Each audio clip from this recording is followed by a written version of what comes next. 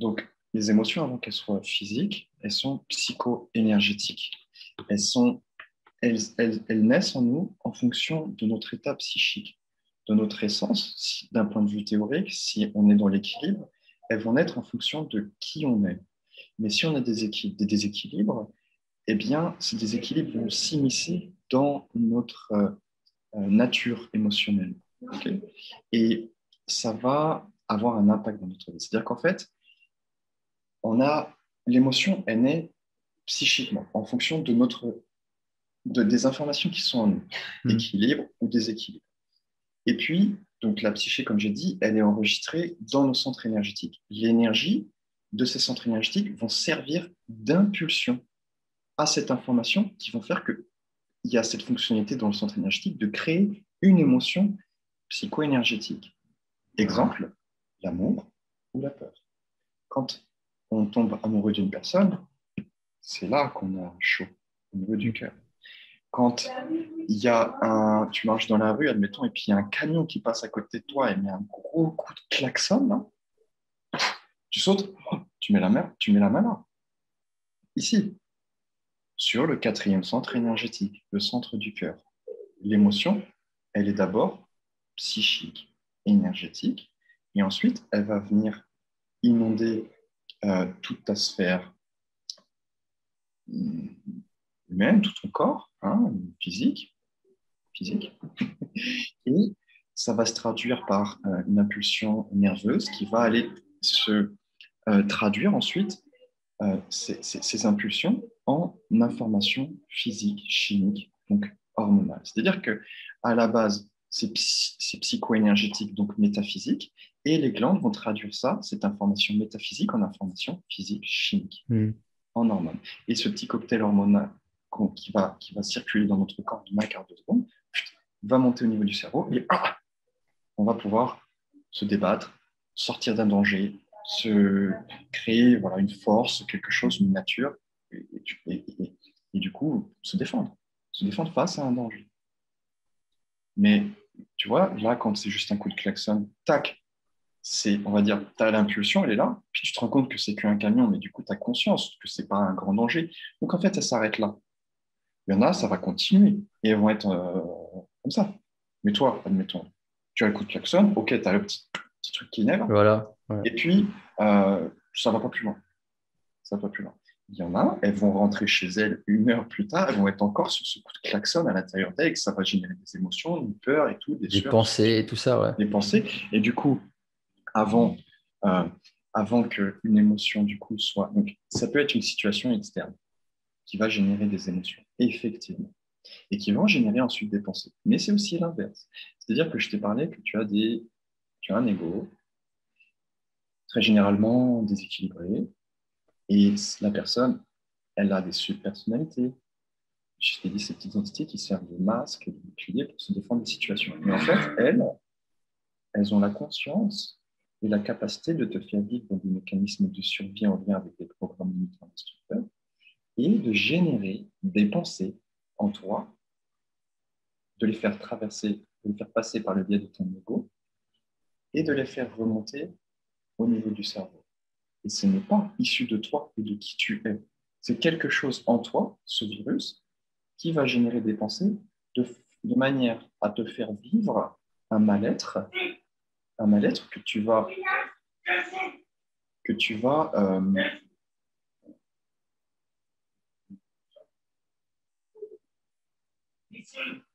dont tu vas vraiment prendre conscience. Et ce mal-être va faire que tu vas vouloir t'en débarrasser, t'en vivre mieux. Et du coup, qu'est-ce que tu vas faire? Tu as un mal-être. Tu vas vouloir le compenser. Ça Cigarettes, peut être alcool. névroses diverses, addictions. Et du coup, ce mal-être, tu vas le compenser par ça, qui va faire que, regarde, on revient sur les subpersonnalités. Tu as la pensée qui va naître. Okay. Cette pensée va générer des émotions inconscientes, dans ton inconscient. Et ces émotions vont sécréter des hormones. Ces hormones vont créer un cocktail hormonal de mal-être en toi. Ce mal-être, du coup, ce cocktail, il va être au niveau du cerveau déjà. Il va être reçu par les neurorécepteurs. Et il va vouloir être compensé par un mieux-être, de la dopamine, différentes hormones. Et on va vouloir répondre par un mieux-être court-termiste, les dépendances, l'addiction, l'addiction des subpersonnalités. Qu'est-ce qui nous dicte? L'addiction, l'addiction des subpersonnalités qui te dictent quoi faire, qui sont aux commandes de ton système hormonal pour générer un mal-être, pour ensuite qu'on réponde inconsciemment à ce mal-être pour se sentir mieux en prenant différentes choses, boulimie, cigarette, alcool, sexualité avec promiscuité, et j'en passe des meilleurs, qui font que toutes ces choses-là génèrent des hormones en nous qui nous font sentir mieux, mais qui sont faciles et accessibles, et qui vont compenser ce mal-être par un mieux-être court-termiste, mais pas en lien avec un développement personnel, pour comprendre ce qui se passe. On reste aveugle de ce qui se passe. C'est-à-dire qu'en fait, déjà, il y a une énergie négative à la base en nous.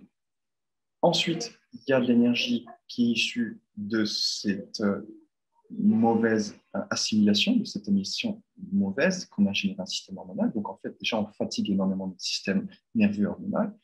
Et ensuite, très généralement, on est déçu d'avoir fait telle ou telle chose, d'avoir consommé telle ou telle chose. Donc, en fait, on a 3 niveaux de déception. Ouais, cette espèce de Et de mal-être. culpabilité Exactement. après. Exactement. Et on est dans une boucle de masochisme, en fait. On vit dedans, dans un cycle, comme tu dis, une boucle fermée.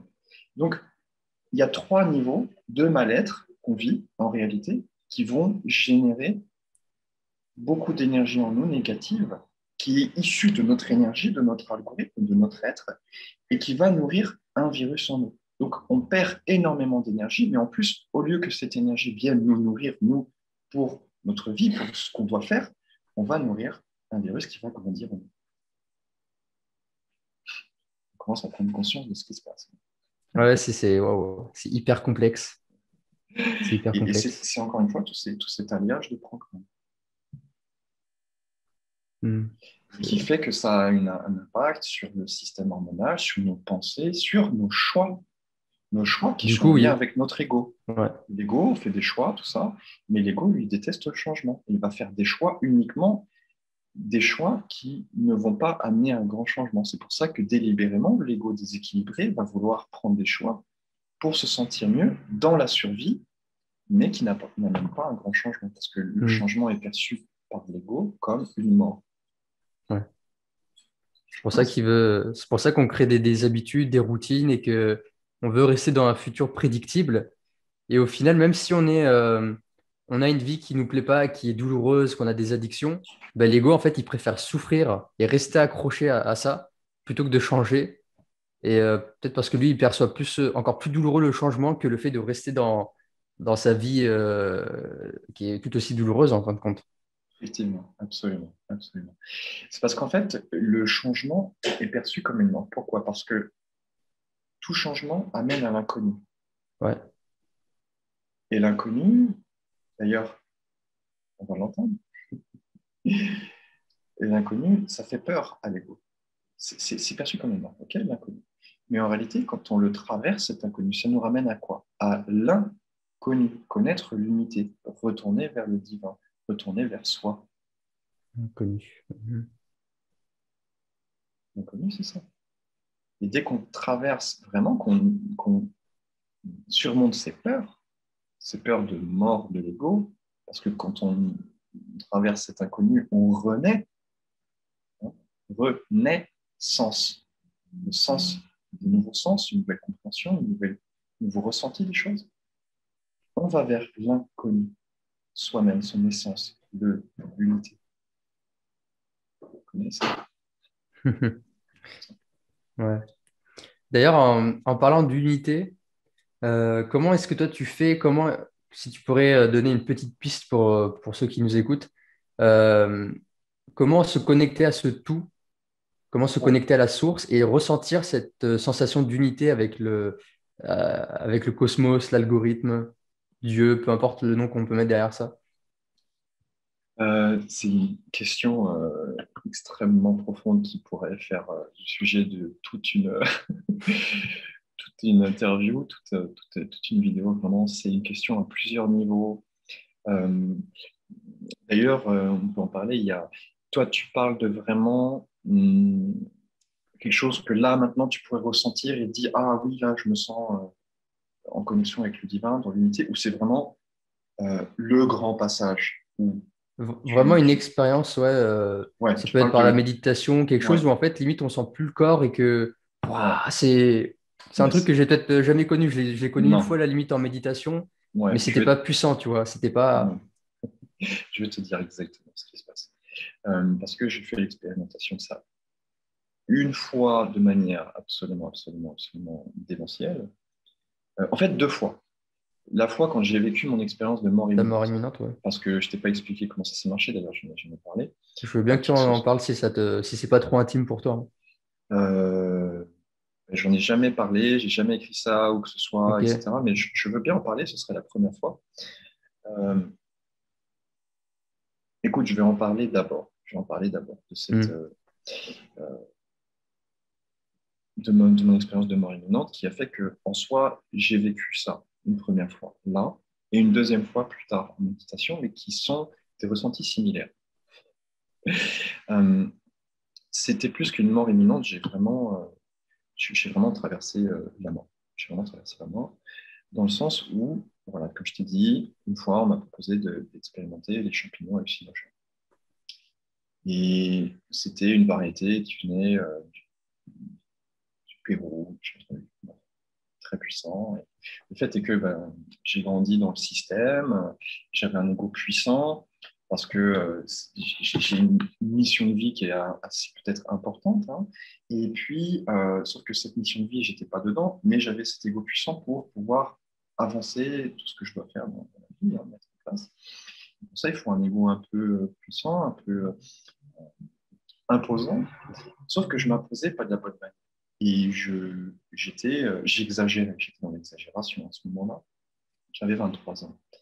Et du coup, j'ai fait cette expérience-là, de prendre des champignons hallucinogènes, il fallait en prendre deux, trois grands maximum. Et puis moi, j'ai dit, vas-y, donne-moi toute une poignée. Hmm. Et du coup, j'en ai pris 5, 6, 7, 8, 9. Et voilà, j'en ai mangé beaucoup. Wow. Ouais. Et ce qui s'est passé, c'est que ben, mon corps, il a perçu ça comme un poison. Donc, je me suis empoisonné, mais au sens propre. Et au début, je vais te dire ce qui s'est passé. Je commençais à me sentir mal, et puis j'ai des hallucinations qui commençaient à venir, effectivement. Mais ce n'était pas des trucs super positifs, c'est-à-dire que je voyais tous les gens ressembler à des zombies. Et puis à un moment, j'ai vu des diables passer, des choses. Voilà, c'était absolument mortuaire au possible. C'était abominable. Et puis, je voyais, il faisait noir, c'était la nuit totale, mais je voyais comme s'il faisait plein jour. Wow. Déjà, un truc absolument Wow. incroyable. Mais même ça, ça me faisait pas trop d'effet. Et je voyais dans le noir comme s'il faisait jour. Vraiment, c'était gris, blanc. Je voyais tout comme. Mais je voyais les gens comme des zombies. Et puis, tu vois, en fait, je voyais entre des voitures, je voyais des diables passer. Comme ça, des petits diables, des petits diables. C'était trop bizarre. Hmm. Et c'était assez flippant. Puis à un moment, je me suis posé dans un coin et ça allait pas bien, je me sentais pas bien. Puis je vais, il y a quelqu'un qui vient me voir et qui vient me dire, Xavier, reste pas dans ton coin, il faut absolument que tu viennes avec nous parce que ça va pas te faire une bonne expérience. Il vaut mieux que tu... Je fais OK, voilà. Mais attends, je remonte pas point, je me sens vraiment pas bien. Puis au moment où je vais pour me lever, je voulais dire, non mais là, ça va. Et c'était fini. J'ai pas eu le temps de dire ce que je voulais dire. T'es Et tombé. je suis tombé, a priori, je sais pas vraiment ce qui s'est passé, mais c'est là que je suis sorti de mon corps. Et en réalité, je me suis empoisonné. Ça a fait comme si, admettons, tu prends une voiture, tu mets du sable dans le moteur, le moteur, il va pas sur. Mon cœur, il a fait pareil. C'était comme si j'avais mis du sable dans mon cœur, il ne fonctionne plus. Là, j'ai empoisonné mon cœur s'est arrêté. Mon cœur Ah, s'est ton cœur arrêté. s'est carrément arrêté. Ah, mon cœur s'est arrêté. Mon cœur s'est arrêté. Ah, ok. Ah J'ai oui, fait donc une, t'avais vraiment fait. j'ai Ouais. fait une crise cardiaque. J'ai fait une overdose. Mon cœur s'est arrêté. Et puis, je ne sais pas ce qui s'est passé, mais en tout cas, ce qui s'est passé, c'est que d'un seul coup, j'étais hors de mon corps. Et donc ça, tu l'as Et ressenti. j'étais totalement. On n'est plus dans un ressenti, en fait. Le ressenti, c'est Ouais. physique. Hein, c'est physique. Et puis, je suis sorti de mon corps. Euh, et là, mais c'est passé cette expérience que j'étais volatile. J'avais une conscience. Une conscience, j'étais volatile. J'étais pas, je voyais, j'avais pas mes mains, j'avais pas mon corps, j'avais pas mes pieds, mais j'étais conscient. Et puis, je voyais mon corps. Ok. Je voyais tout le monde religieusement qui m'entourait, tu vois, un peu à genoux, tu vois, j'avais cette image, un petit peu en me regardant. Et puis moi, j'étais un peu, tu vois, comme ça, les mains sous le corps. Ça faisait vraiment cette image religieuse. C'était très drôle. Hmm. Mais euh, il s'est fait que il y avait une personne qui criait, et c'était ma petite sœur qui m'appelait Xavier, Xavier, Xavier, de manière insistante, mais de toutes ses forces. Je sentais que vraiment j'entendais que c'était toutes les cordes vocales, toute la puissance qui m'appelait, tu vois, vraiment d'une âme, c'était une âme qui m'appelait de toutes ses forces pour me dire, mais non, reviens, reviens, reviens. Puis moi, j'étais dans cet état volatile à me dire, mais je ressentais rien. Il n'y a plus d'émotion là, il n'y a plus rien de tout ça. On est Oui. juste dans Hmm. l'amour, tout va bien. Vraiment, tout va bien. L'âme, elle retourne à son état initial. Il n'y a plus de soucis pour quoi que ce soit, on est dans l'amour. Et j'ai posé une question, j'ai posé, mais pourquoi est-ce qu'il crie comme ça? Question comme ça. Et d'un seul coup, j'entends une grande voix qui me dit, parce qu'ils ont besoin de toi. Et il faut que tu y retournes, ce n'est pas ton heure. Et là, je suis retourné dans mon corps, j'ai été expulsé dans mon corps, j'y retourne. Et en fait, on m'a remis dans mon corps, on m'a replacé dans mon corps, mais pas dans un corps où tout va bien, un corps où le cœur était empoisonné. Et en fait, il s'est passé un truc où là, tout ce que je voyais se passait à un extrême ralenti. C'est-à-dire que j'étais ultra conscient de ce qui se passait au ralenti. C'est-à-dire que je voyais, c'est comme si, parce que quand on s'arrêtait de bouger, et que tu pouvais tout analyser ce qui se passait milliseconde après milliseconde, et que tu pouvais vraiment agir hyper vite en ce qui passait. Ma conscience, elle faisait ça. C'est-à-dire que je suis retourné dans mon corps et j'ai entendu mon cœur se remettre à battre un premier jour. Wow. Et je voyais tout ce qui se passait. Et j'ai entendu mon cerveau se réallumer. Exactement comme tu allumes un ordinateur, une tour, une unité centrale, et fait... Mon cerveau s'est réallumé. Vraiment. Il s'est rallumé, mon cœur s'est réallumé, et en même temps, je voyais qu'il se passait un truc, c'est-à-dire qu'un cœur qui est empoisonné avec du sable à l'intérieur, hein, pour donner l'image, il ne se remet pas en route. C'est pas possible. Mon cœur était dysfonctionnel maintenant. Il était rayé, euh, il avait serré, tu vois. Je peux donner une image. Mon cœur avait serré. C'était plus possible de fonctionner. Et il y a eu une main qui est venue, une sorte de main, un truc, une main divine qui est venue dans mon corps et qui a enlevé tout ce poison et qui est venu guérir mon cœur. Mais vraiment qui a enlevé le cœur physique, hein, qui a enlevé tout le poison et qui a fait cette pression sur mon cœur. Wow. Et j'ai vu tout ça au ralenti. J'ai vu tout ça et j'ai tellement vu tout ça, j'ai ouvert les yeux, et tout ça au ralenti, ça a duré une seconde peut-être. Et mon cœur s'est remis à battre, mon cerveau s'est rallumé. Et là, je me suis vu revenir, je me suis tout vu ça, tout au ralenti, tout était revenu très clairement dans ma vision des choses. Je me suis relevé, je me suis mis debout. Tout le monde s'est écarté de moi, tout le monde a dit arrêtez-le, laissez-le, laissez-lui de l'air, laissez-lui de l'espace, tout ça. Et là, j'ai dit plus rien ne sera jamais comme avant. J'ai dit ça. Alors, j'étais conscient que j'avais encore des champignons dans mon estomac. Alors, qu'est-ce que j'ai demandé? J'ai demandé apportez-moi plus d'eau possible. Le plus d'eau possible, apportez-moi. J'ai fait un lavement tout seul, un lavage d'estomac. J'ai bu de l'eau, je me suis fait vomir, j'ai bu de l'eau, je me suis fait vomir, j'ai bu de l'eau. J'ai fait tout vomir. J'ai fait ça plusieurs fois d'affilée. Hmm. Un lavage d'estomac artisanal, soi-même. Je peux te dire que j'ai été chercher moi. Et j'ai vomi tout ce que j'avais dans mon estomac. Et je suis resté sur ça. Après, il s'est passé plein, plein, plein d'autres choses, mais je vais pas, ça sert à rien de le raconter. Euh, voilà, déjà, c'était comme ça, cette expérience. C'est Donc là, incroyable. c'était vraiment cette première expérience de s'écarter, de revenir au divin. de revenir au divin. Et ma deuxième expérience, euh, en conscience, par contre, cette fois-ci, mais là, c'était bien plus sympa. Du coup, euh, tu comprends que je cherchais à savoir ce qui s'était passé. Évidemment, hein. On reste pas. Impérativement. Ouais. Impérativement.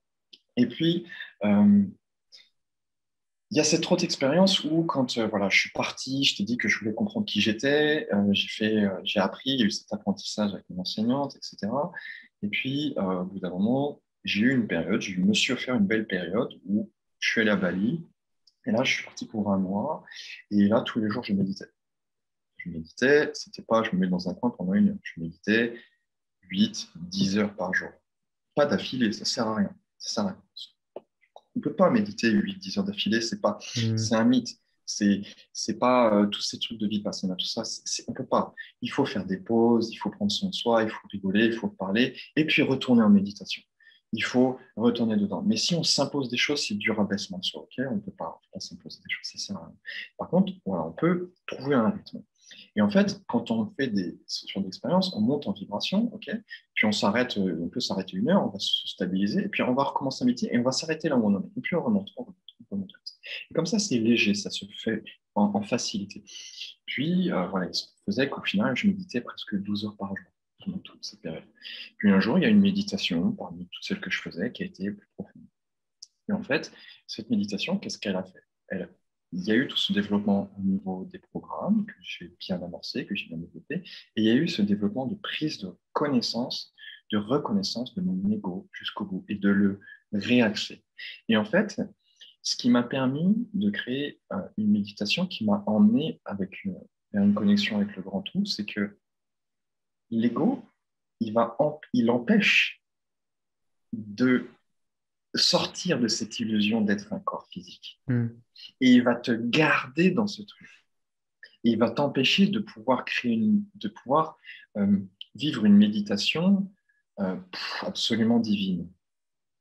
Et du coup, tant que tu restes attaché à cet ego, hein, que l'ego te garde attaché, et surtout avec des subpersonnalités qui vont t'empêcher de faire ça, parce que c'est le job de ce virus qui est conscient que nous sommes des êtres de lumière et que nous pouvons nous connecter au divin, et que ces subpersonnalités, ces entités, ce virus ne veut surtout pas qu'on prenne conscience de qui on est, qu'on puisse se libérer d'eux, parce que leur objectif de ces subpersonnalités, de tous ces virus qui vivent en nous, c'est d'être nourris de nos mauvais choix, de toutes ces choses-là, donc qui passent par notre ego et qui bloquent notre ego et qui empêchent notre ego d'aller vers cette expérience divine, et donc de nous faire croire que nous sommes que des êtres physiques et denses, et que avec toute cette emprise égotique qui vient s'immiscer dans tous les instants de notre vie, ben là c'est ça le travail, c'est de pouvoir se détacher de son ego, mais pas de l'éliminer, de faire, de dire là, s'il te plaît,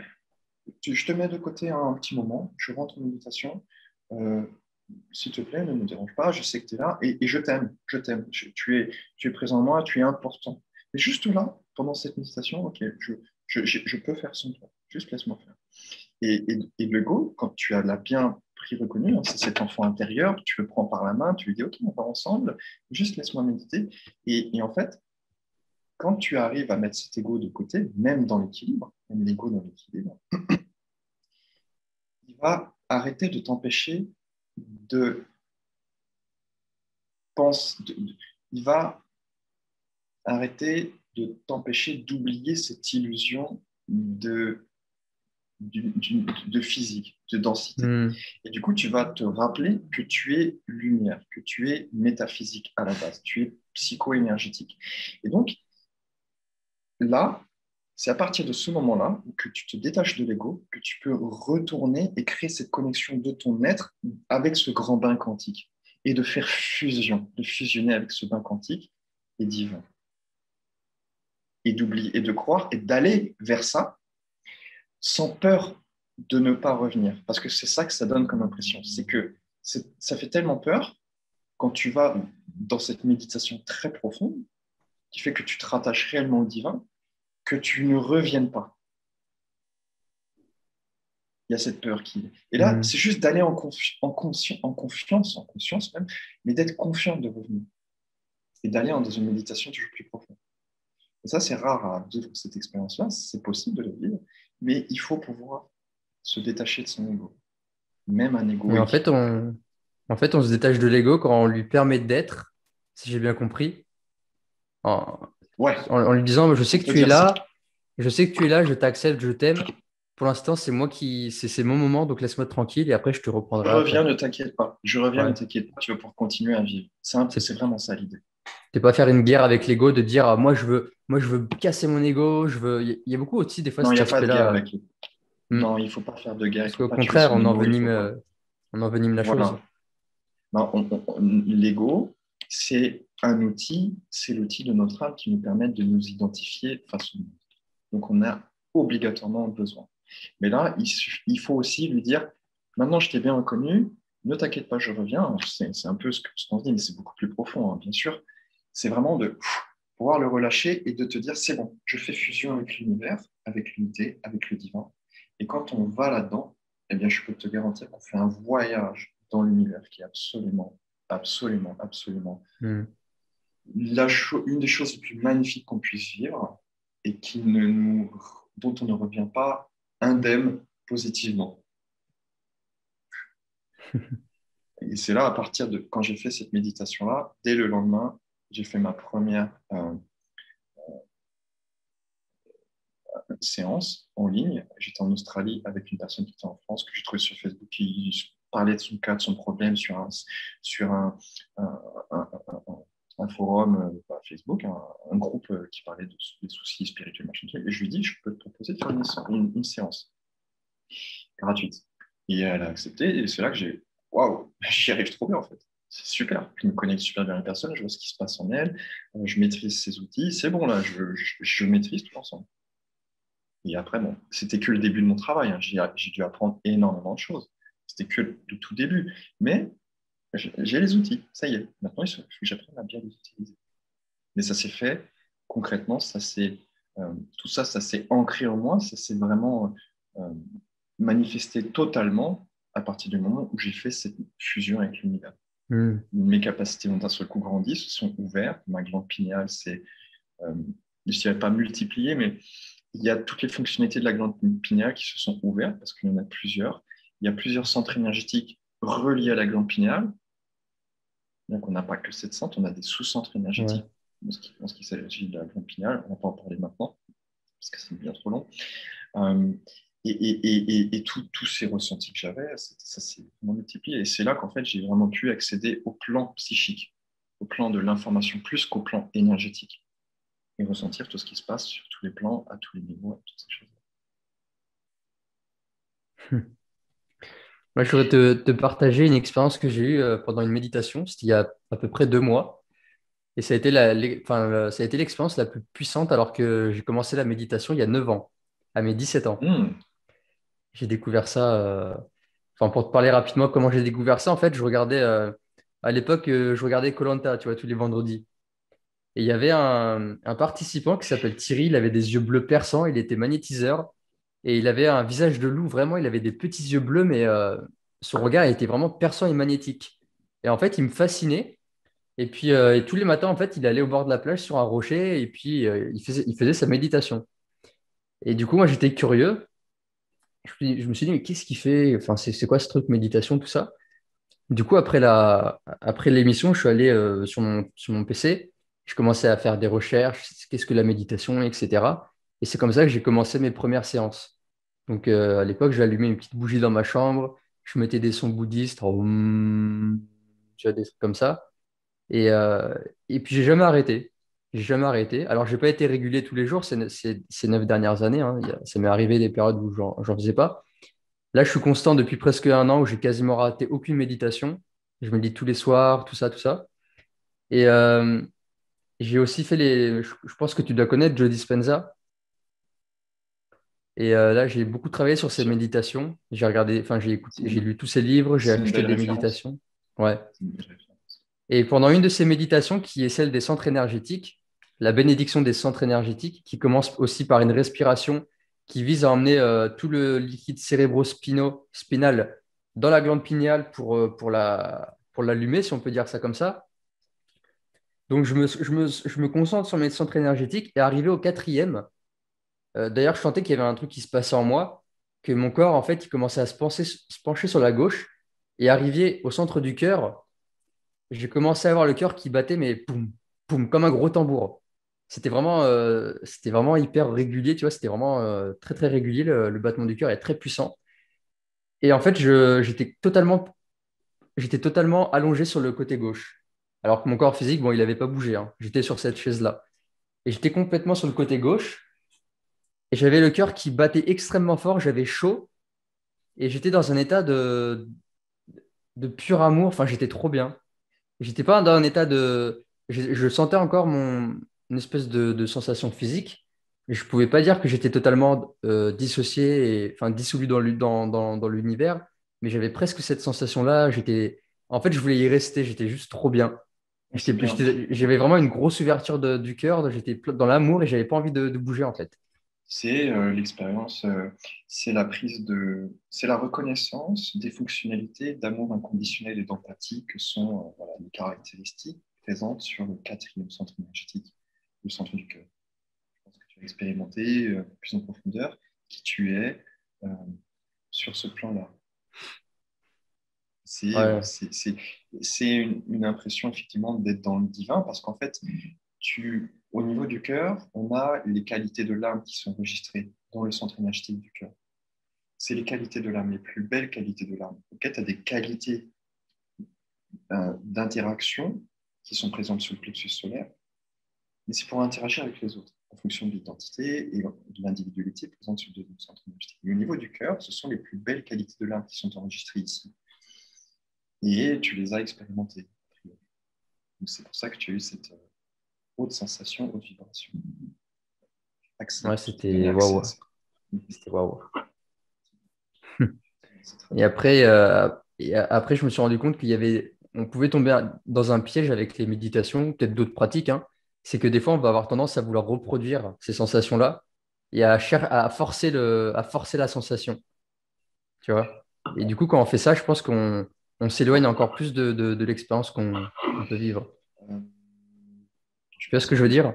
oui. Alors, au lieu de forcer la sensation, je dirais plutôt que quand tu arrives à faire naître quelque chose en toi, c'est de rester conscient de ça et de la faire prolonger, au contraire. C'est vraiment, ah, je vois l'état là de ce qui se passe, essayer de le faire durer le plus longtemps possible. Sans forcer. C'est juste rester concentré sur ça et sans se laisser dissiper par des subpersonnalités, quelque chose qui viendrait, un truc, un bruit, je ne sais rien. Et rester concentré dessus, juste faire durer le plus longtemps possible. Hmm. Ça vient vraiment, vraiment s'installer en toi. Cette nouveauté, cette nouvelle sensation, cette nouvelle capacité peut-être, prise de conscience. Mais c'est vraiment de le faire durer ce qui Hmm. J'aimerais maintenant que tu me parles un petit peu t'en as parlé un petit peu tout à l'heure de comment ça se passe, enfin, des consultations avec toi par ouais. rapport au fait que tu scannes la personne. Mais en soi, c'est quoi un petit peu les étapes d'une consultation avec toi? Comment on travaille les choses? Est-ce que tu poses des questions avant? C'est C'est intuitif, encore une fois, vraiment, comme tu disais. ça varie tellement en fait. Ça varie tellement parce que chaque personne est unique. D'un seul coup, je vais avoir plutôt un profil de manager, plutôt d'autres fois vraiment une personne qui est totalement dans le cœur et qui a un ego très faible. Enfin, il y a tellement de variantes qui font que mais il y a pas, je ne fais pas de séance commune qui ressemble à tac, tac, tac, on Hmm. passe par ça. Ok. Mais le plus souvent, j'essaie de faire remonter, de faire ressortir tous ces programmes limitants et destructeurs pour que les personnes puissent les conscientiser et les intégrer dans leur vie. Cette prise de conscience pour pouvoir se démunir de ces virus et de faire renaître leur force et leur plus belle qualité, de les faire remonter. Donc, c'est vraiment un travail sur deux plans. Mais comme je te disais, à la base, vraiment, je, je me connecte à la personne, comme j'ai expliqué, et puis ensuite j'échange et je sais quelles questions poser à la personne pour. euh, Regarde, je vais donner quelques détails en plus d'ailleurs. Les questions que je pose, elles sont toujours visées, elles sont toujours voulues. Il n'y a pas de questions par hasard que je pose parce que je sens que c'est là que ça se passe dans le corps. Et puis, quand je pose la question que la personne répond correct en fonction de ce que j'ai vu, ça résonne en fait, c'est parallèle. Tu vois, on est vraiment OK. Et des fois, la personne, elle va me répondre à une question qui n'est pas ce que j'attendais en fonction de ce que je vois en elle. Et c'est là que je creuse. C'est là que je vais voir. Et que on creuse, on creuse, on creuse, on creuse. Et là, ah ouais, d'accord, quand même. Et au final, au bout du compte, la prise de conscience est importante. Même quand c'est parallèle, quand la personne est consciente qu'il y a déjà un peu de ça chez elle et que euh, c'est dans que son corps me parlait aussi de ça et que c'est vraiment c'est concordant, je creuse aussi là. Je creuse aussi parce qu'il y a des choses à voir. Mais l'approfondissement ne va pas être aussi long et important que quand ça ne concorde pas. Et c'est là que c'est vraiment intéressant parce que je vois ce qui se passe dans le corps de la personne. Je vois qu'en plus, quand je parle de ça, ça réagit en elle. Mais elle, au niveau de ce qu'elle a conscientisé dans sa vie et de ses défenses, elle va répondre à côté. Et c'est là qu'on creuse. C'est là qu'on creuse et que c'est vraiment... très souvent, j'entends des choses. Ah bah, ça fait 3 ans que je suis un psychologue et là, en une séance, j'ai appris plus qu'en 3 ans avec un psychologue. C'est souvent que j'entends ça. Le 3 ans avec un psychologue, c'est souvent que j'entends ça à la fin d'une première séance. Souvent. C'est un truc que j'ai l'habitude d'entendre. Parce qu'en fait, regarde, le problème, c'est que la psychologie, ils ont juste la psychologie, le plan psychique. Les médecins, ils ont juste ce qui se passe sur le plan physique. C'est ça, on est trop dans la matière. Là, en fait, c'est trop découpé. Moi, mon métier, c'est je fais l'alliage des trois, physique, énergétique et psychique. Énergétique parce que j'ai cette compréhension de l'énergie et de la vibration, due à mes études, à mon parcours scientifique. Mais en plus, j'ai beaucoup étudié la biologie, j'ai étudié aussi la nutrition, j'ai étudié tellement de choses sur le plan biologique, le système hormonal. Là, en ce moment, je reviens sur ça. Comment fonctionne chaque hormone, quelle est la nature de chaque hormone. Regarde, je vais te donner un exemple. L'insuline, insuline, dans le mot insuline, c'est insula. Insula, en latin, ça veut dire se renfermer, se cloîtrer, s'écarter des autres. C'est le rabaissement de soi. Et le pancréas, c'est cet organe-là qui traduit les émotions du programme de rabaissement de soi. Donc tout est relié, tout est connecté. Et c'est ça, le déséquilibre, c'est l'insuline que va créer le pancréas pour emmener la personne à vivre le rabaissement de soi, qui est d'abord psychologique, qui va connaître l'impulsion du centre énergétique et qui va être traduite par les glandes, comme par exemple le pancréas, qui va sécréter de l'insuline. C'est incroyable. Franchement, le langage des oiseaux, c'est un truc de fou. La langue française est parfaitement spirituelle, Ah est ouais. profondément spirituelle tout est là, tout est là. On pourrait n'étudier que la langue française pour On comprendre ce qui a se juste à passe. réapprendre, en fait. On sait déjà tout en soi. Au fond de nous, on sait Il y a déjà tout. des études. On a juste à réapprendre. On le manie tous les jours, on le manie tous les jours. Tout est dans nos outils, tout est déjà là. Euh, euh, pour revenir à ta question. Euh, voilà, voilà, en séance, comment ça se passe, tu vois. Et du coup, bah, j'explique, je fais prendre conscience, ensuite je fais des fois, la moitié du temps, je fais un soin énergétique en plus pour un petit peu ouvrir, faire monter en vibration et dire, allez, dès maintenant, là, cette semaine, comment vous travaillez bien sur les programmes pour prendre conscience et venir les intégrer, essayer de faire une méditation. Je propose une méditation guidée sur YouTube. Comme ça permet de prolonger le travail, de prendre conscience toujours de plus de choses. Et puis, quand la personne a fait son travail personnel sur les programmes, j'ai une méthode que je donne pour étudier ces fiches que je donne, hein, parce que ça ne fait pas tout. Si la personne ne sait pas comment utiliser cet outil, ça ne va rien donner. Elle va le faire à sa manière, avec ses filtres, sa perception des choses. Non, il faut vraiment un truc très spécifique. Et même là, elle ne le fait pas jusqu'au bout. Là, il y a une personne sur 5 qui va aller jusqu'au bout des choses, peut-être même sur 10. Et c'est là que il y a l'ego, il y a tous les programmes, il y a tous ces machins qui vont faire que ça va filtrer, filtrer, filtrer et freiner, freiner, freiner la personne dans, même si elle a toutes les clés, tous les outils en main, qu'elle a tout est détaillé, il va y avoir des freins qui vont se mettre partout, qui sont issus de ces programmes. C'est le libre arbitre.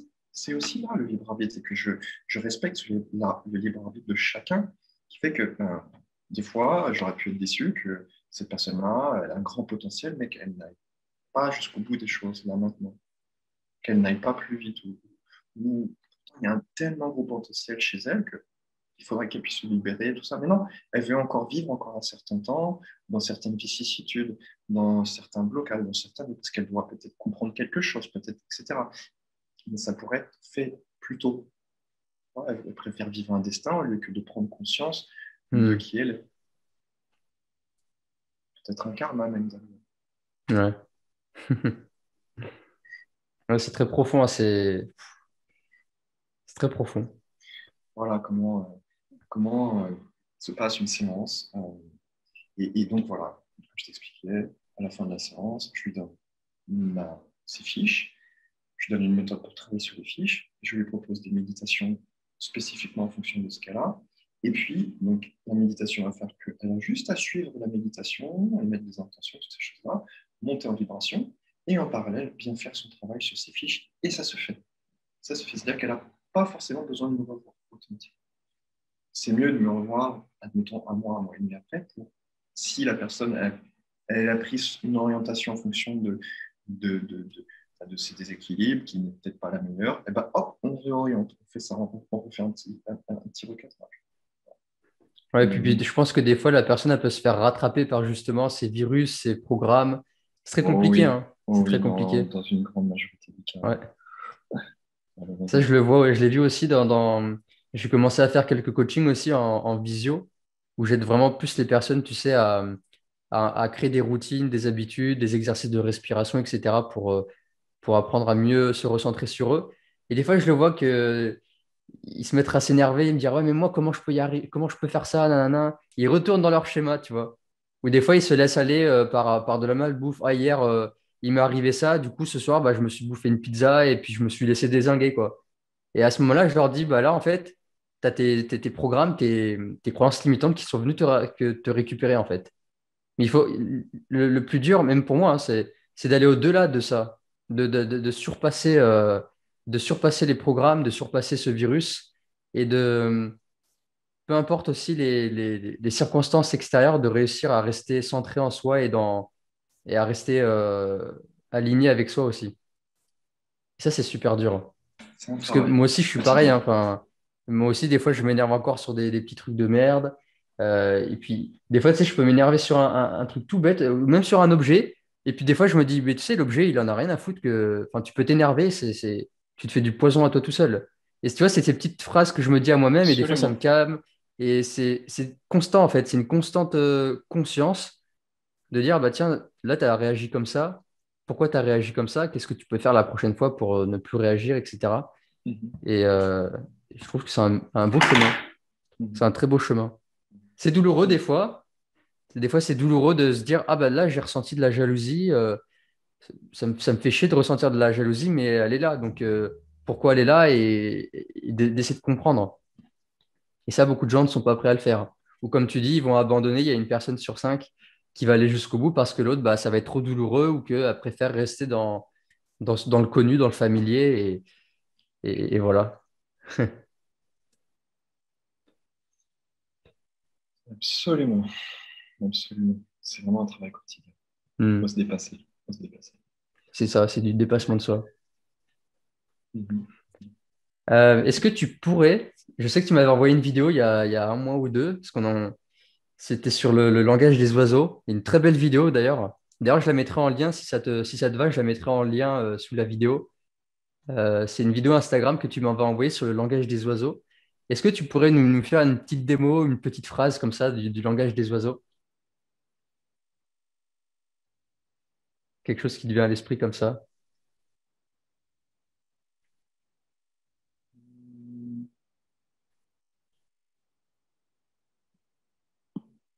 Ouais, bien sûr. Bien sûr. D'ailleurs, on va commencer par, tout à l'heure, tu m'as fait penser à la méditation. Qu'est-ce que c'est que la méditation? Tu l'entends, c'est la méditation. L'âme dit Sion. Sion, dans la langue française, c'est Dieu. Sion, en Ok. hébreu, veut dire Dieu, le grand tout. Donc, quand tu rentres dans la méditation, c'est la méditation. C'est souhait, c'est désir, son envie de se connecter au divin, au grand tout. Voilà. La méditation. La méditation. C'est juste, on utilise ce mot-là, mais dans la langue française, on a la possibilité de le dire. Tu as, tu en as d'autres dans d'autres langues. Tu as en anglais. En anglais, tu peux le dire dans plusieurs langues, mais en anglais, c'est realize, realize, realize, realize. Le vrai œil, realize, réalise, Ah, Real Eyes. Ok. realize. C'est vraiment son. Ah, réaliser, ouvrir les yeux. Realize, realize, realize. Bon, j'ai peut-être pas un pur, parfait accent anglais, mais au moins, tu vois, on peut le retrouver partout. La naissance, comme je t'ai dit, c'est la naissance. La naissance. Quand tu renais de cet ego, euh, tu, tu, voilà, as de nouveaux sens, de nouvelles compréhensions qui naissent. Aussi, des fois, je dis, à penser tout savoir, on ne fait que savoir, et on finit par savoir à sa propre jeu, celui de l'ego, se faire avoir. Savoir, savoir, savoir. Il y en a un que j'aime bien, c'est le programme de la rancune. Tu vois, il y a le programme de la rancune qui est issu de la contrariété. Et dans la rancune, il y a la personne qui est rancunière et qui ne changera pas si facilement, qui l'est profondément. Et cette personne-là, c'est la première personne qui va dire, allez, sans rancune, n'est-ce pas? Mais qu'est-ce qu'elle dit par là? Elle dit sans S''EN, rend, REND, qu'une, QU apostrophe UN, sans rancune. Rancune. C'est-à-dire qu'il y en a quand même une petite que je vais te rendre, je ne sais pas dans combien de temps, tu vois, une petite vengeance. Mais en réalité, sans rancune, dans ça, dans ce sens, cache sans rancune, CENT, profonde rancune, sans la centaine. Sans rancune, comme il dit, ça cache toute cette rancune, la langue française. C'est bien plus profond. Et puis, il y en a plein, il y en a plein. Je pourrais te faire une démo, ça te dirait une petite démo? Ah ouais, carrément. Est-ce que Vas-y. je ne sais pas si tu vas les entendre, mais c'est et toi qui sais tout, parle-moi de l'ego. Toi qui dis partout que l'on est tous égaux. Si tu veux rien savoir, alors va jouer au Lego. Sinon, ouvre bien grand les yeux et observe ce monde malicieux. Tu pourras d'abord t'apercevoir que certains vivent dans l'espoir en attendant que passe l'ange, sans vraiment comprendre l'enjeu. Tu voudrais ressembler au plus illustre sans chercher à comprendre ta personnalité. Et dans ces rouages, tu te mets à créer des entités. À peine comprends-tu pourquoi la vie te frustre. Te vois-tu vivre dans cet enfermement, aveuglé et déçu à te dire, mais l'enfer me ment, va donc plutôt jouer avec le bien et le mal, avec des énergies dépassant ton mental. Tu répètes sans cesse que certains sont nés délivrés. Au lieu d'observer ceux qu'on est dans les livres, eh bien ceux-là ont compris que lire délivre. Car les cris de délivrance de certains sont simplement dans l'écrit, sois-en certain, car ces auteurs sont là pour te faire prendre la hauteur qui te fera comprendre qu'un note erre dans ton corps, cherchant juste à te faire du tort. As-tu peur de t'exprimer et d'être dans l'interdit? En vrai, tu t'exclues, c'est ton seul verdict. Sache qu'il y a l'inter et le dit, donc lis entre les lignes et écoute ces vers dictés. Tu comprendras le métalangage de l'écriture à verbaliser, et que tout ce qui est invisible se situe au niveau de la déité, car c'est bien ce qui est déité. Mais si tu es atteint par la surdité, c'est peut-être volontaire, te croyant au-dessus de la divinité. Pourtant, écrire le verbe puis la terre. Je pense que le message est surdit. Je ne sais pas si tu les as tous entendus, mais Quelques-uns, mais il y en a après, il me beaucoup. faudrait plus de. Ouais. Il y en a beaucoup. Ah, c'est magnifique. En plus, c'est très poétique et ça fait on peut apparenter ça un peu à du slam, tu vois, une espèce de slam et Ouais. c'est magnifique. C'est qu'on se rend compte que, enfin, on s'en rend pas compte, mais la langue, c'est pas juste ce qu'on. Enfin, il y a d'autres sens en fait. Il y a plein d'autres sens cachés et c'est incroyable. Mhm. Même le latin qu'on dit que c'est une langue morte, je suis désolé, mais je pense que c'est peut-être la langue la plus vivante qui puisse exister, non? Mais tu apprends le grec, le latin et l'hébreu, et là, tu trouves des portes de prise de conscience énormes, énormes. Latin, grec et hébreu, c'est fini. C'est comme si tu parlais en direct avec Dieu, quoi. Wow. C'est très profond. Vraiment, regarde encore, la peur. La peur. On ne croirait pas que derrière la peur, il pourrait y avoir quelque chose. Qu'est-ce qui se passe quand tu vis dans la peur? Eh bien, tu perds ton temps. Tu perds du temps à expérimenter la vie et à vivre la vie pleinement. Et donc, ce virus qui te fait vivre la peur mange ton temps. C'est l'app heure. L'app, La- AP, l'heure, le temps. L'app heure. Ah ouais, wow. La peur. Le virus qui mange ton temps. Le virus de la peur. C'est ouf. C'est juste en écoutant les gens que je les trouve.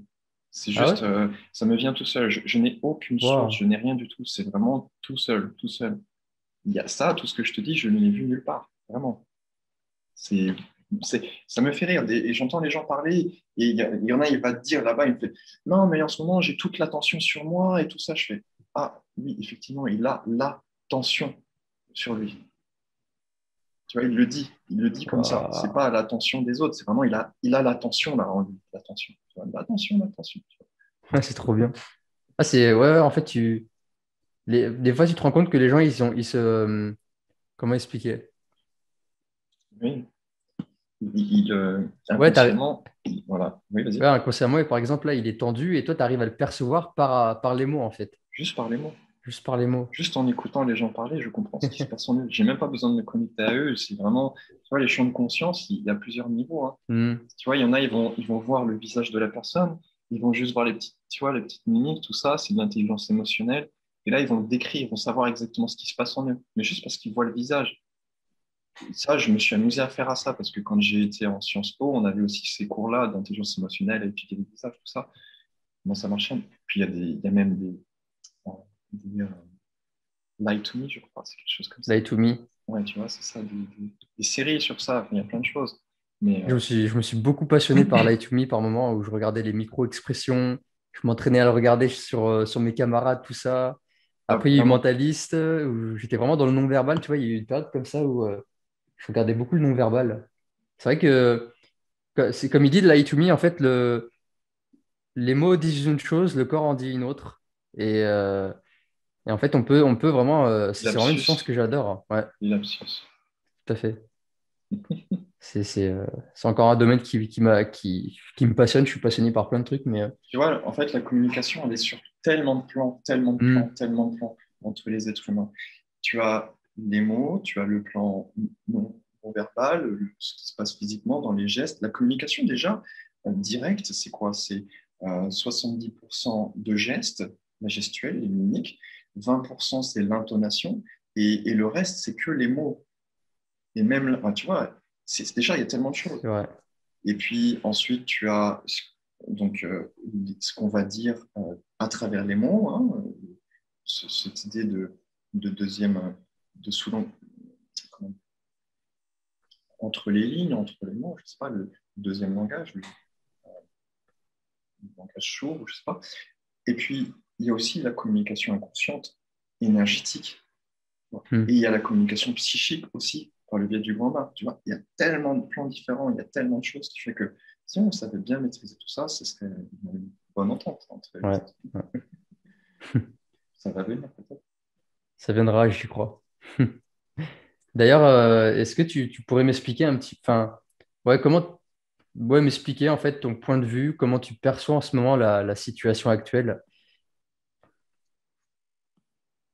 que je ne citerai pas, hein, on sait tous de quoi on parle, mais Alors, parce que je pense que du coup, ça me.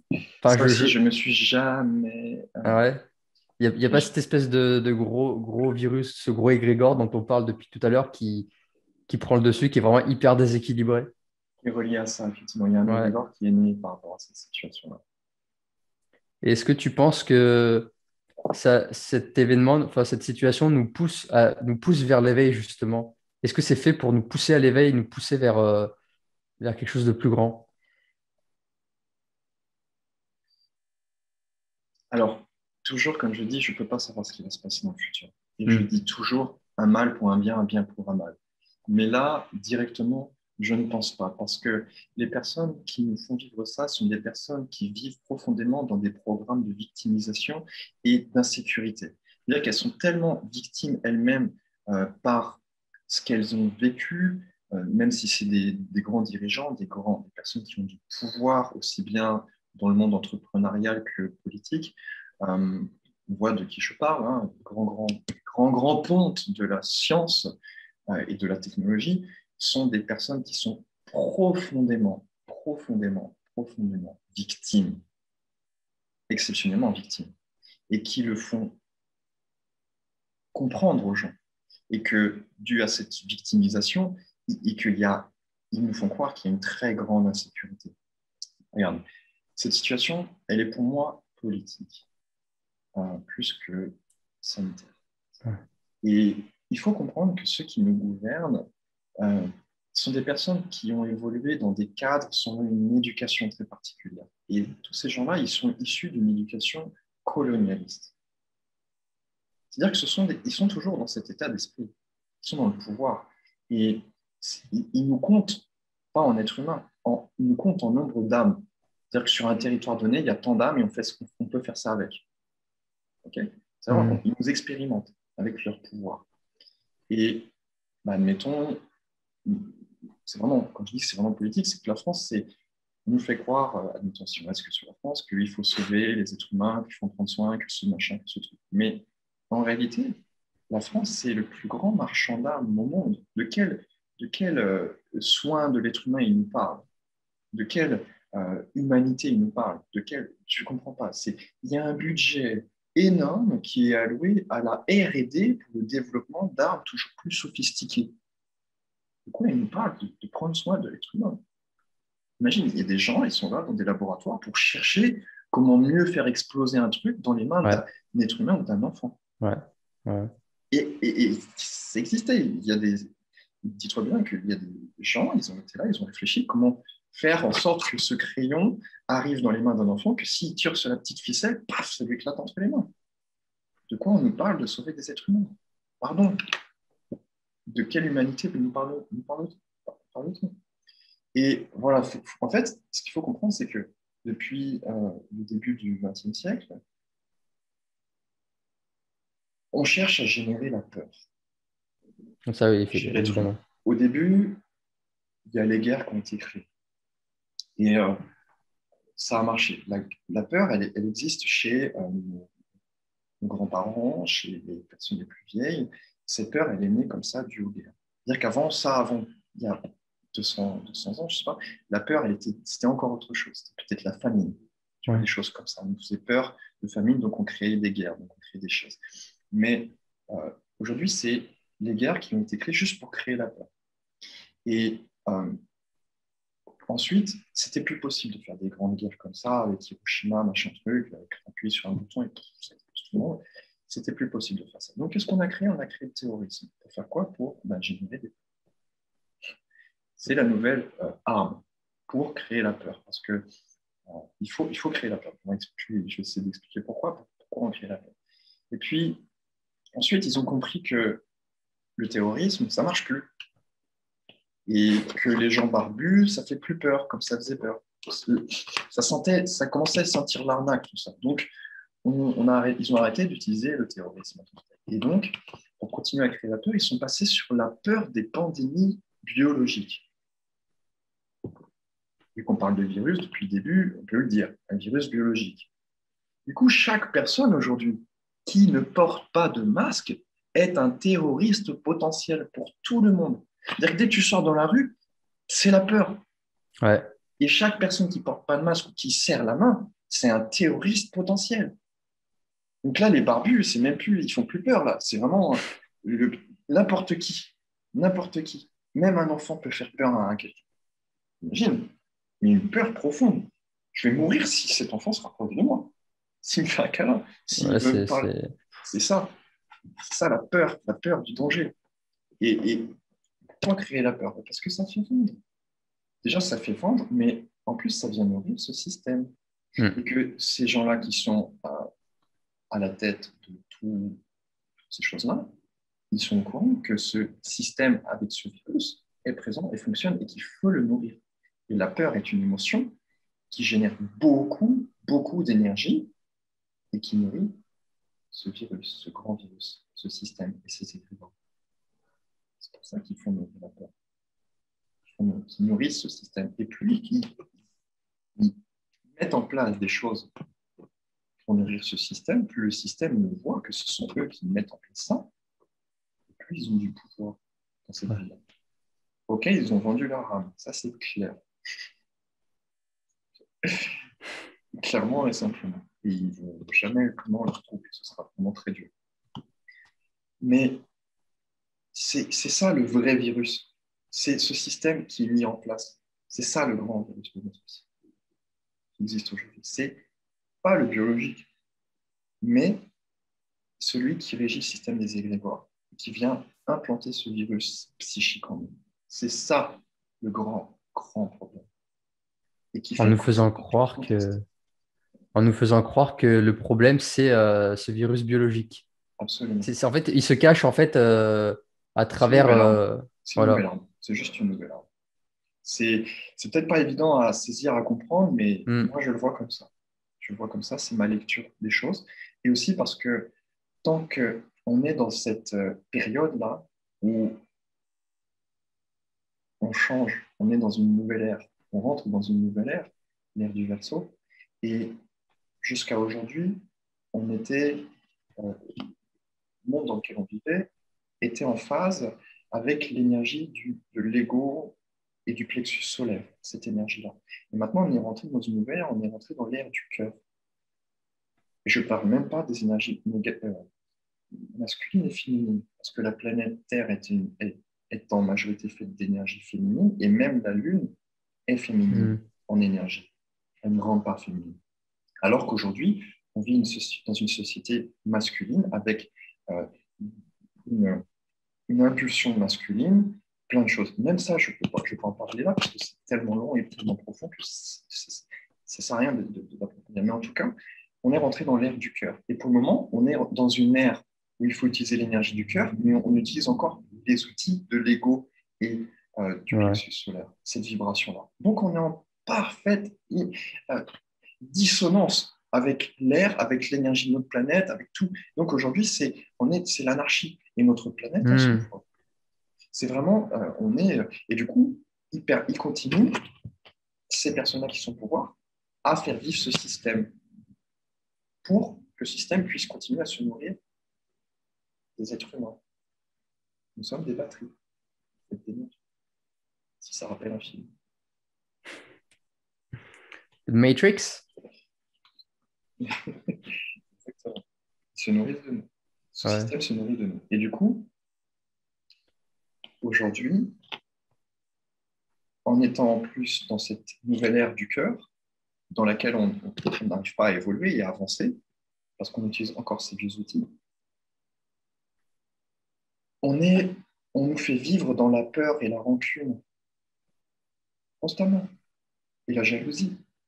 On crée de la séparation, en fait. Et la peur et la rancune sont les deux émotions, les deux caractéristiques qui viennent s'enregistrer sur le centre énergétique du cœur et viennent remplacer les deux émotions, les deux caractéristiques qui, à la base, devraient être présentes. C'est l'empathie et l'amour inconditionnel. C'est-à-dire qu'aujourd'hui, qu'est-ce qui est à la base de toutes les guerres dans notre monde? La peur et la rancune. La peur et la rancune, c'est ça qui est la base de toutes les guerres. Même la petite guerre avec le voisin de palier, c'est la peur et la rancune. Avec de la jalousie derrière, tout plein de choses. Mais dans notre monde, à l'échelle mondiale, c'est la peur et la rancune. Et c'est ça qui vient s'installer dans le cœur. Il faut qu'on retourne vers l'amour et l'empathie. Ça, c'est notre mission à toute l'humanité. C'est la mission de notre planète, de toute notre humanité. C'est la mission de notre humanité, de comprendre ces énergies de l'amour inconditionnel et de l'empathie, et d'y retourner, d'y vivre pleinement, pour pouvoir être en adéquation avec cette nouvelle ère. Je pense exactement la même chose, hein. C'est c'est pas par, c'est pas par, c'est pas en faisant la guerre contre tout ça qu'on va y arriver. Il faut justement rester dans l'amour et rester aligné aussi. Oui, mais vraiment dans l'amour, pas dans l'amour, je suis un bon samaritain et machin truc. Non, c'est Hmm. vraiment l'amour.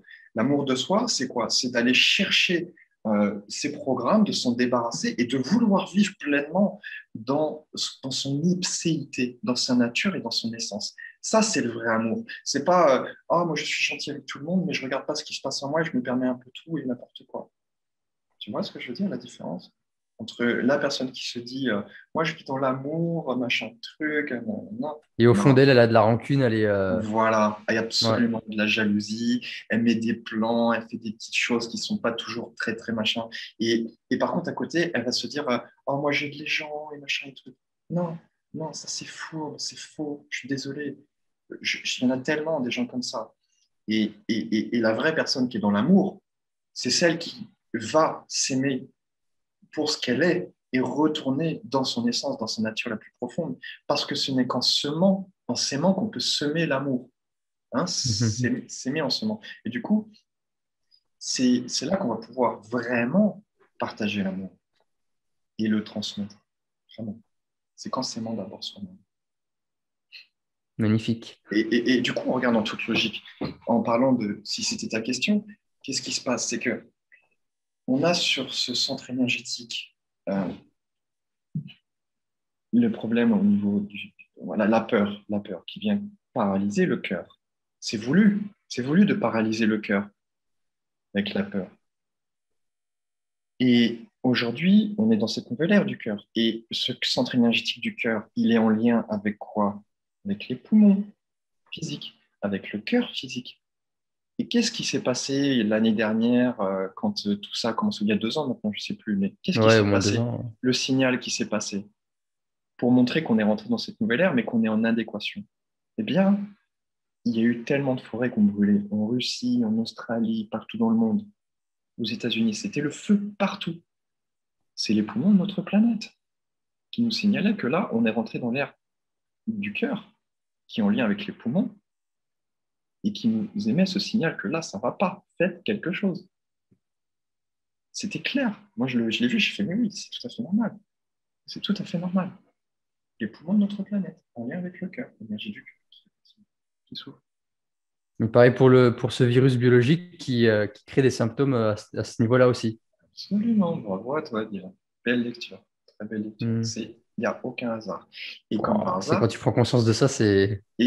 on va prolonger là-dessus, quand on est dans la peur au niveau du cœur, on est affaibli au niveau du centre énergétique du cœur. Et j'ai dit que qu'est-ce qui est relié à ça? C'est les poumons, le cœur et le thymus, qui est responsable à 80% de notre,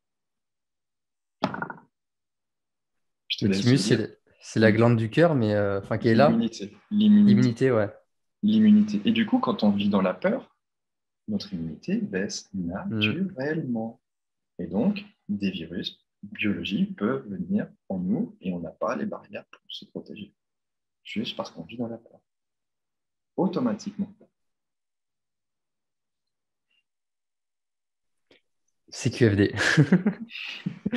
Mais tout est logique, tout est connecté. Ça crève les yeux même. Pour ceux qui en prennent conscience, ça crève Ouais, les yeux. ouais, ouais. Ouais. Et, moi, j'ai aussi cette vision. Tu sais, moi, je pense que tous ceux qui sont en haut, qui dirigent en haut, ils connaissent, enfin, comme on disait, en fait, comme on parlait tout à l'heure des films, des réalisateurs, ils connaissent tout ça. Ils savent comment l'âme fonctionne, etc.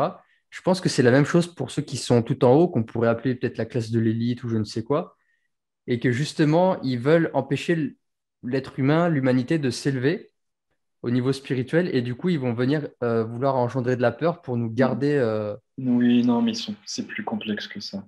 Ouais. C'est bien plus complexe que ça. On ne peut pas dire que c'est à cause d'eux ou quoi que ce soit. C'est bien plus complexe que ça parce que eux, ils expérimentent juste l'énergie du pouvoir. Ils n'ont aucune notion de ce que c'est que l'énergie de l'amour et du cœur. Hmm. Et du coup, vu qu'ils sont ils ont pas de notion d'amour, d'empathie, voilà, surtout d'empathie. Ils n'ont pas ces notions-là parce qu'ils ne sont pas encore arrivés dans cette expérimentation du cœur. Et ils sont au pouvoir. Ils se croient en haut de la pyramide sans savoir qu'il y a quelque chose au-dessus. C'est le cœur, c'est l'amour. Hein.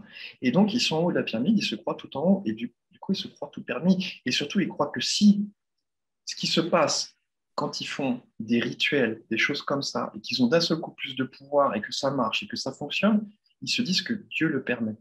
Mais ils sont Ouais. complètement euh, dans l'illusion aussi. Ils pensent qu'ils peuvent tout se permettre. Ils croient vraiment que Dieu le permet. Effectivement, le permet dans un sens. Mais ce qui en résulte, et ce qui est en rapport avec leur âme, et ce qui est en rapport avec la mission euh, collective, c'est totalement une inadéquation, totalement incohérent. Et leur âme va en souffrir. Vraiment en souffrir.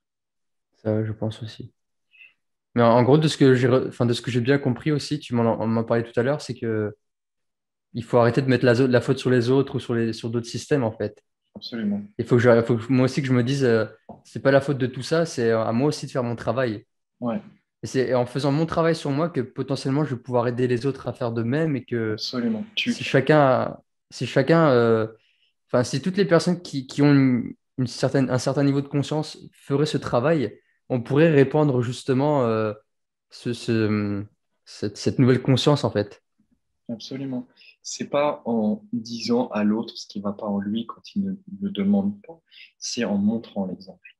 Ouais. Y a rien de plus simple. C'est je montre l'exemple et du coup, ça va interpeller l'autre. Et en étant interpellé, l'autre va vouloir venir vers toi et s'ouvrir à toi pour te demander. Et c'est quand il te demande qu'il s'ouvre. Et du coup, quand il s'ouvre, tu peux lui apporter la solution et il va se l'approprier. Hmm.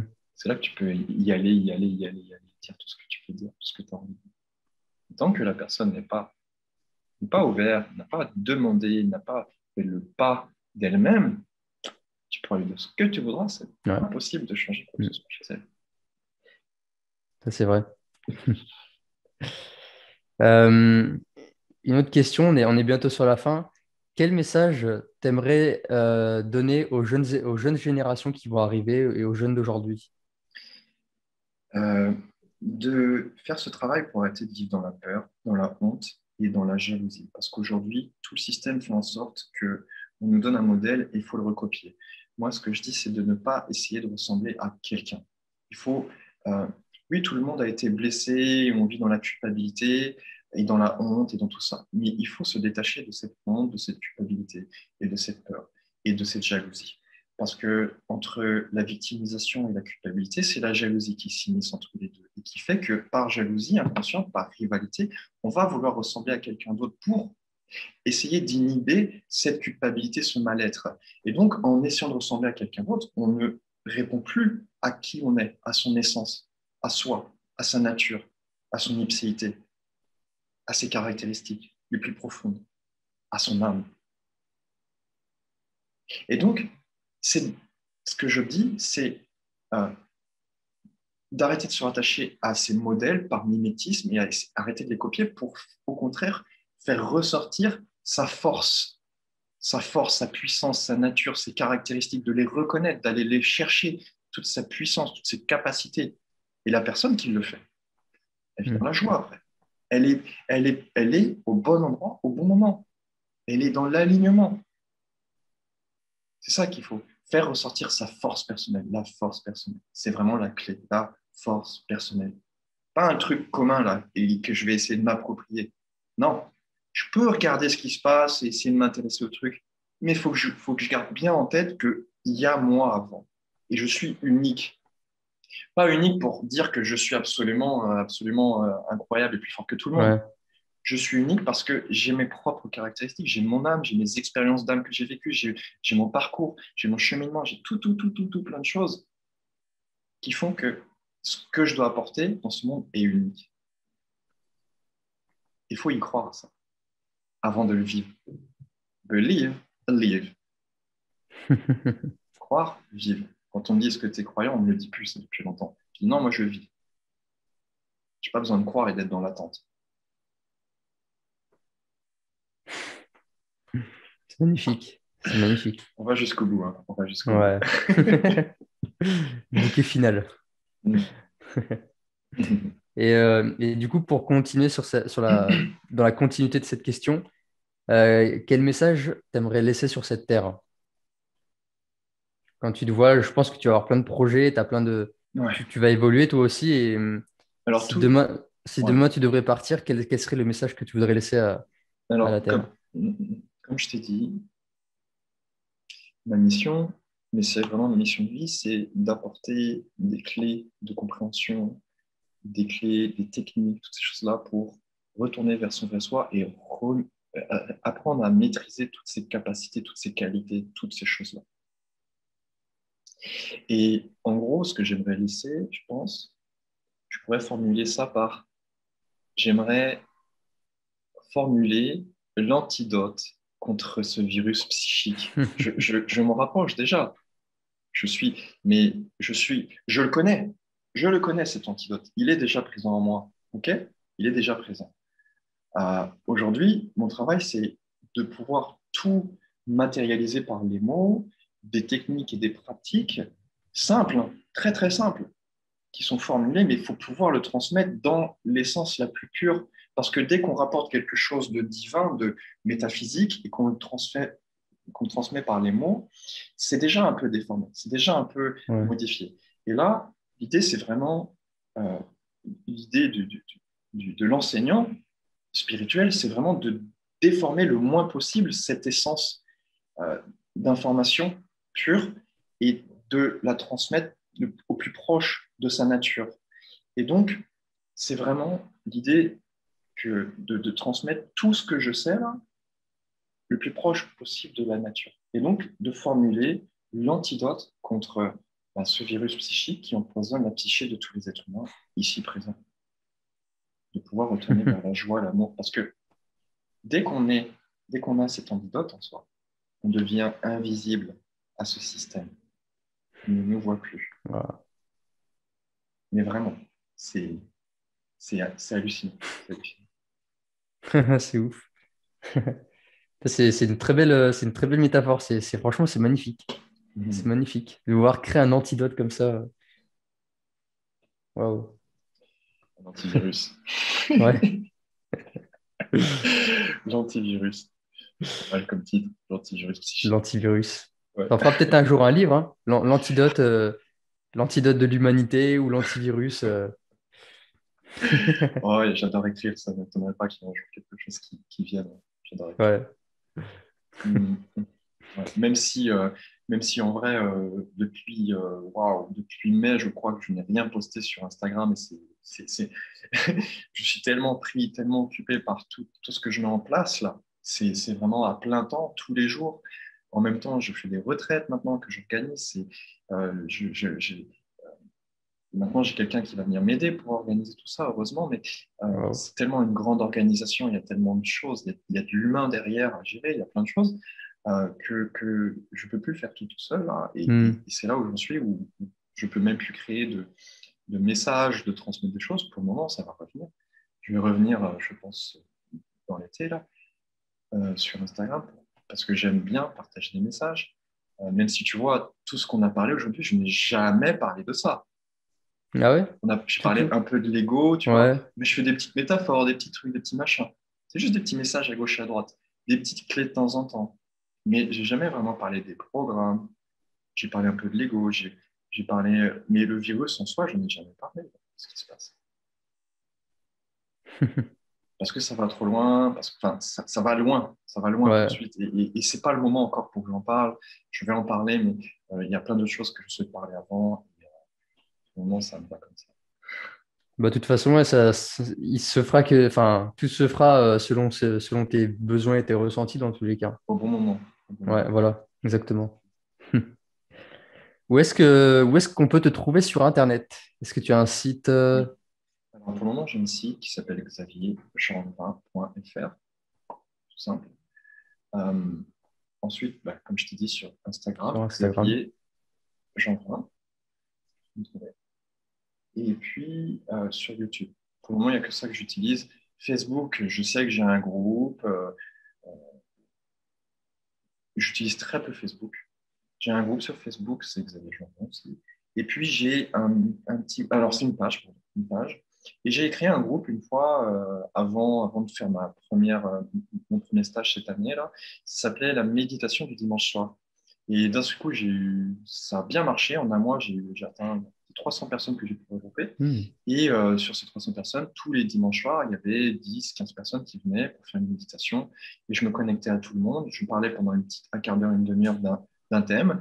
Et je me connectais à tout le monde pour translire, comment je dirais, euh, pour insuffler une énergie en lien avec le thème chez chaque personne, pour qu'elle puisse la ressentir et que ça naisse.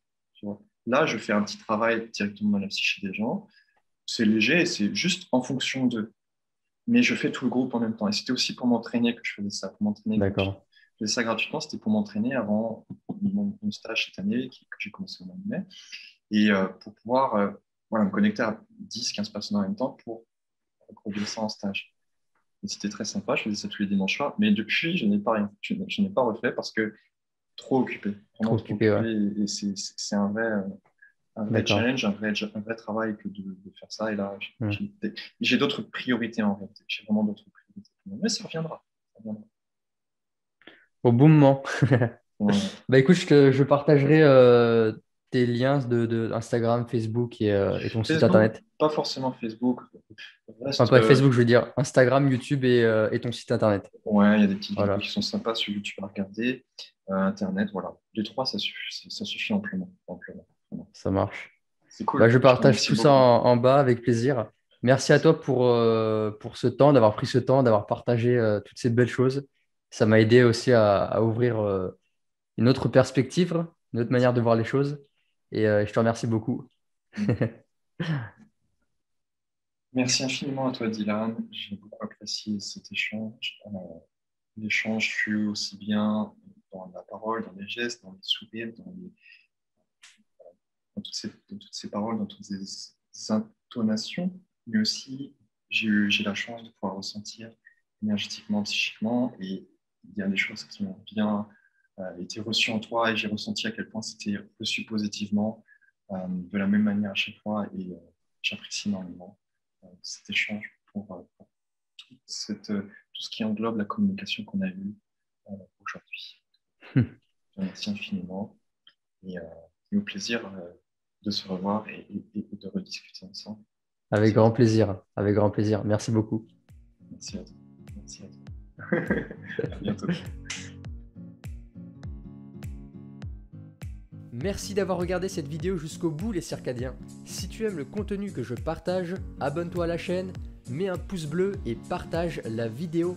Cela récompensera mon travail et permettra de faire grandir la communauté des circadiens. Gros bisous.